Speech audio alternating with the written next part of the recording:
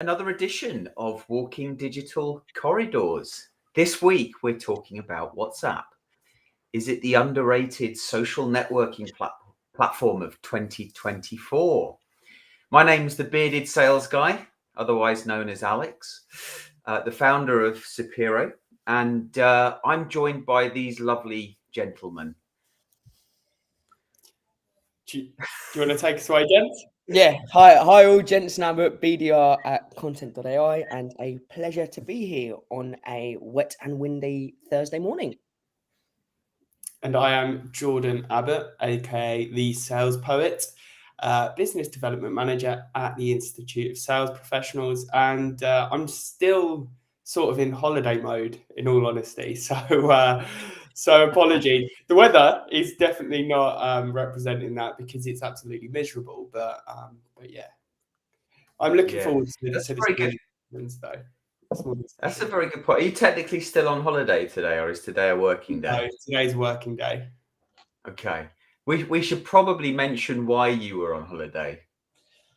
Yeah, so I took my partner, now fiance, away to propose. Woo! Jordan is engaged. He's put a ring on it. Congratulations. Thank you very much. Congratulations. So, look, I know we talk about this topic of reaching an inflection point in sales. So I don't want to overdo that, but I can't help but think about the reality of the situation we find ourselves in sales. You know, 2021 for us, as I think you guys obviously know, but I think some of our audience knows by now, was a tough year. We reached the inflection point where buyer behavior had officially changed. I mean, we knew it had been changing for more than a decade until that moment. And I think COVID, in some respects, gave many solace for a period of time. It was all change, and we lost sight of reality of what was really happening with buyer behavior and sales motions and the misalignment of the two things. So what I think I'm seeing now is that go-to-market strategies are beginning to change. I think senior leadership are now realizing that they can no longer expect more from less and force their teams to just make more calls and send more emails and expect more pipeline. And so, you know, when I think about WhatsApp, as I think about any other social media platform available to us as salespeople, and engaging with our buyers where they spend their time, I can't help but think about outbound, inbound, and nearbound. And for those that haven't heard about nearbound, this is a term that's coming up a lot in the US, where it's essentially one's ability to activate their existing network and the closest people to them within their network that like them the most. And that's where we're seeing a lot of relationships turn into commercial relationships in this world where trust is broken between buyer and seller. So, you know, I'm going to ask you both, WhatsApp, for many, it's just a one-to-one comms channel, talking to your mates or talking to your closest customer. What's WhatsApp to you? Yeah, I think it's a great summary. It's a one-to-one channel in my eyes. I know that they're adding new features and functionality with channels and communities, but for me, WhatsApp is, I wouldn't say the pinnacle, but I try to get on a WhatsApp basis with prospects, purely because I think at that point it's a bit of a stamp of approval. It's in a world where typically people will guard their phone number, their mobile number with their life out of fear of being absolutely bombarded by cold calls. For someone to share their mobile number and get on that one-to-one, more personal level of communication with you, it feels like, okay, there's an element of trust there. So that's how that's the point that I try to get to. Great point from Mark. You know, using WhatsApp as that direct communication channel with suppliers and customers. But it's almost like a win, isn't it? It's like, oh, a customer or prospect has shared their mobile number with me. We're communicating on WhatsApp. We must be friends. But they can still ghost you. Doesn't mean they're not going to ghost you, right? Yeah.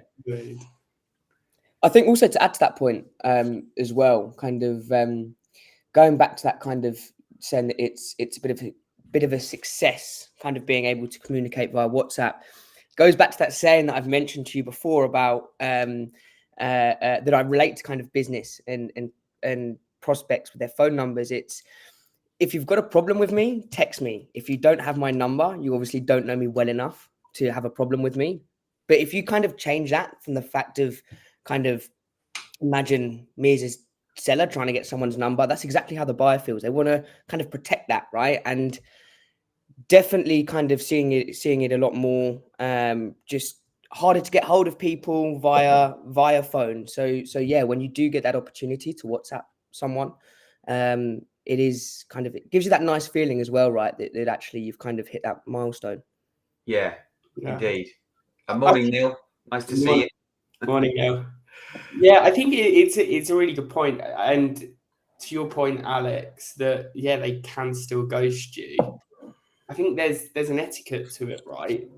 You wouldn't necessarily bombard one of your mates with messages if they don't reply instantly. So why would you do it to a prospect? You know, we see that happen in emails, no responses, so goes on to the next step of the cadence, which is another email. So within WhatsApp, there is a level of trust, but you have to maintain that level of trust. And a slight tangent here, but a few weeks back, 2 months ago, in fact, Jacco van der Kooij shared an article or a piece of research about SaaS losing go-to-market fit.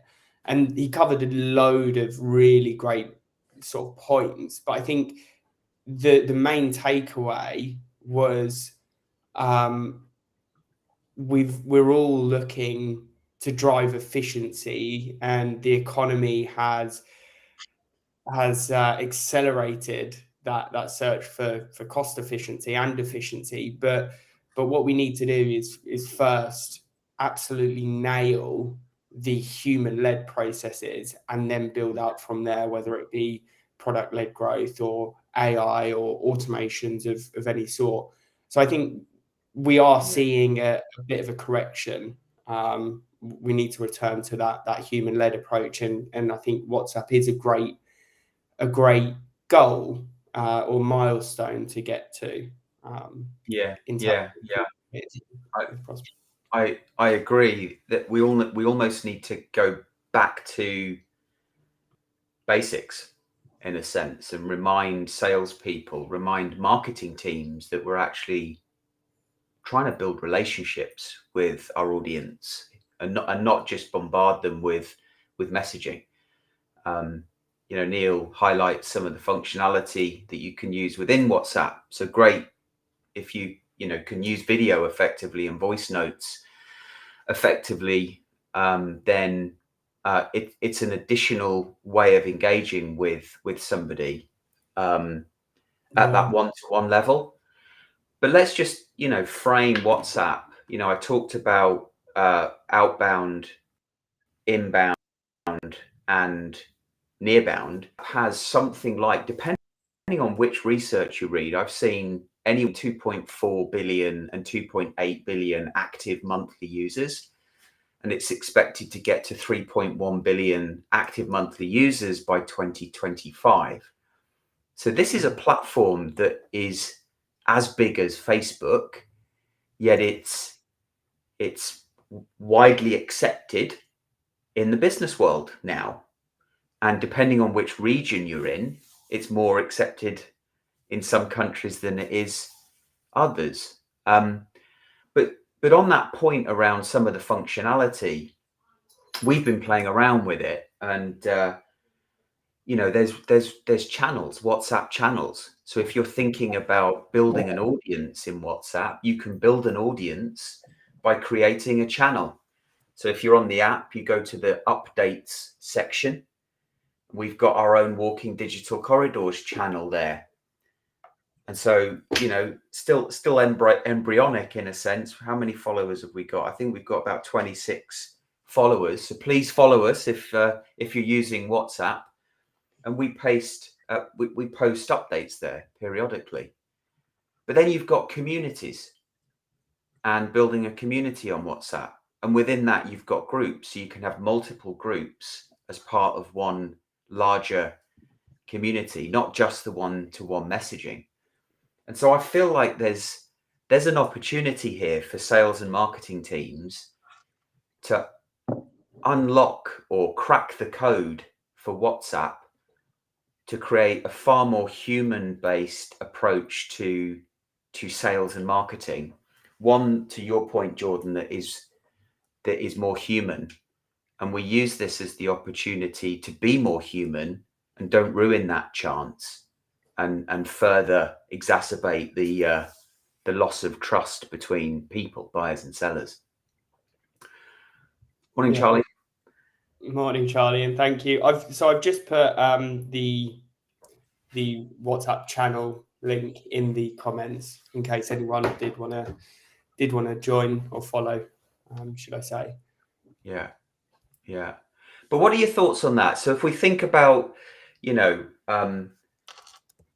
don't like the traditional funnel on this call, but just for a moment, if we think about the traditional funnel and the various digital platforms, assets, channels, I don't like the word channel, especially when we think about the importance of having to develop one's personal brand, activate and grow one's network, create content that makes you stand out and look different.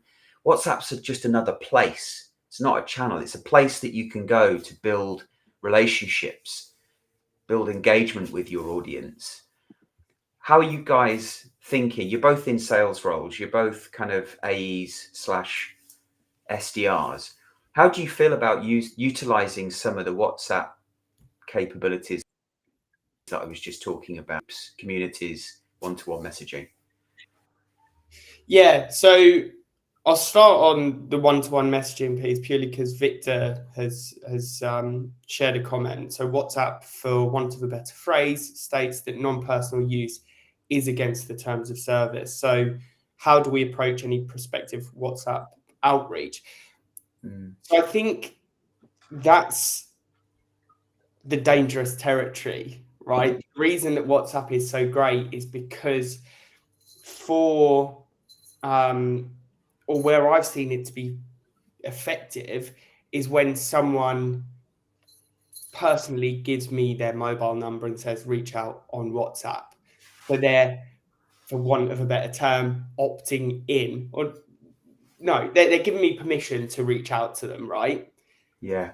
Where I think we, again, is something that we're great at in sales, when something is cut from the efficiency cloth, we work it to death. If we start to harvest mobile numbers off of any of the data harvesting tools, data enrichment tools, Cognism, other brands available, that's when we end up killing it as an effective way to communicate. Because if we're just using it for mass outreach, mass prospecting, then it's completely ineffective. And we're seeing something similar happen to email, right? So it's only effective when you get to that point with a prospect where you've built that relationship, you've built rapport with them, and they're giving you explicit consent, to actually communicate with them via that channel. So on a one-to-one basis, it is, once you've actually got a relationship. In terms of channels and communities, that's where you can leverage, or you could leverage channels or communities to try and bring those prospects that are on the outer spheres of your circle of influence, your circle of trust, as they talk about in, what is it, Meet the Fockers, Meet the Parents, one of the Yeah. but perhaps you can leverage that to keep top of mind for those prospects that you haven't yet had a chance to build a relationship with. You can share insight, you can create conversation, because as we know from our experience, the only time communities work is when they become self-fulfilling and there's conversation from all directions, not just you standing on a soapbox. But if you can foster that location and help to guide the conversation at times, then that's a great way to bring people closer and potentially then get the opportunity to go one-to-one. Anyway, I realised I've rambled for quite some time there. So, gents, what are your thoughts? Well, and thank you for the reference to Meet the Fockers. I just had a visual of a cat being milked. Anyone's seen the film? I had that in mind when the baby does it. Yeah. But, no, yeah. Look, kind of, I need to use WhatsApp more. That's one thing I've kind of identified. It's something that I would love to use more. And again, right, it's not like Jordan, like you said, it's not going to be the destination where you do spam people and try and prospect and reach out. It's actually kind of, or I find it works best in when once you've had a conversation with someone and you're going to continue that conversation, actually dropping, kind of just hinting the fact that, hey, look, actually, as well as kind of, I'm on LinkedIn and you can catch me via email or whatever it is. Also mention, hey, look, I'm also on WhatsApp, and actually you may get a quicker response via WhatsApp. So if you want to take the conversation in that destination, then I'm more than happy to. Right. And I've also found that you're giving them permission to say, hey, look, you can reach out to me anytime, but it's just a little bit more subtle, right? And it's kind of that's the way that I kind of try and use it. I mean, please, both of you share if you've got any other ideas of how you can actually try and get someone to communicate by WhatsApp. Well, I think there's a nice sort of conversation happening in the comments between Victor Paddy and Neil Johnson. So, if I think about the way that I'm using WhatsApp, and it is a test. This isn't me saying I have the solution. This is me saying there's an opportunity here. We need to explore this for all the right reasons to see if it can help us be successful in sales. And when I say that, I mean build human to human connections with our network, with our audience. And so what I'm finding is that, and I guess to Victor's initial point, I get that, WhatsApp, personal WhatsApp is slightly different to business WhatsApp. So I've decided to convert my own personal WhatsApp to a business account. And there are some additional features that you get with that, but equally there are some features I lose. So I don't have the ability to create multiple groups and connect them into one community for some reason. But I do have the ability to label all of my conversations and filter on those conversations, which is it's a godsend, especially when WhatsApp becomes incredibly busy. But I think the channel is an interesting one. It gives me an opportunity to share insight, things about walking digital corridors with those people that choose to follow, and they don't see each other, which is great. So it's a bit like it's a channel. It's like broadcasting content to people that choose to follow. I've then created a group. So this is a group of friends that I've worked with in business over the last 23 years, and got about 100 friends in that group, where it's more personal stuff, asking for thoughts and ideas. But whilst they're friends, people I've worked with, I see that as my inner circle. To your point, Jordan, I'm not going to go pitching to them. Well, neither should we go pitching to people in our network when we think about it. And then the one-to-one messaging piece for me is most dialogue now is done in WhatsApp for me, or I'm scheduling a call on Teams or Zoom. And if I take a step back, it's really thinking about this strategically. So, what am I trying to achieve as an individual, as part of the business? How can I leverage the capabilities within WhatsApp to increase my visibility and to engage more closely on a one-to-one level or a group level? And what role does WhatsApp play in the grand scheme of things when, there's half a dozen digital platforms that gets me closer to my audience? So conscious of time, are there any closing comments from you both? Any thoughts? What tip can you give? What's worked for you? What hasn't worked for you? Anything you can give our audience? Yeah, I think it's just the fact that it's a human again, for use of a better term, channel. So treat it that way. The way that I message on WhatsApp is how I would speak. And I think that's important. Obviously, I don't use slang and etc. But it's professional, but it's very human. So keep it that way. Yeah. And channel. I need a bleeper. We're going to stop referring to social media platforms as channels. It's a place.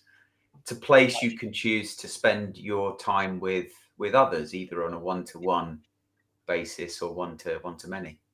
Jensen? Cool. I would actually have to say this is the first week that I'm probably tipless. In all honesty, so Alex, if you've got two tips, feel free to share, because for me it's been more of kind of just learning, listening to you guys as well, hearing how you guys use it effectively. Yeah, and every day's a school day, so we don't have all the answers, but we do want this show to be a place where we learn together. So if anyone does have any tips, does want to come on the show, drop us a note and we'll have you on and we'll talk about how you're using digital, how you're walking digital corridors effectively, so that you can share that with others. You can borrow Neil's tip. Yeah, that's why I was pointing. Actually, that's great. Great what Neil said. Concept for you. LinkedIn creates the connections. WhatsApp deepens them. And that was very well said, Neil. That's a mic drop moment. That is. That is. And on that bombshell, as Jeremy Clarkson says.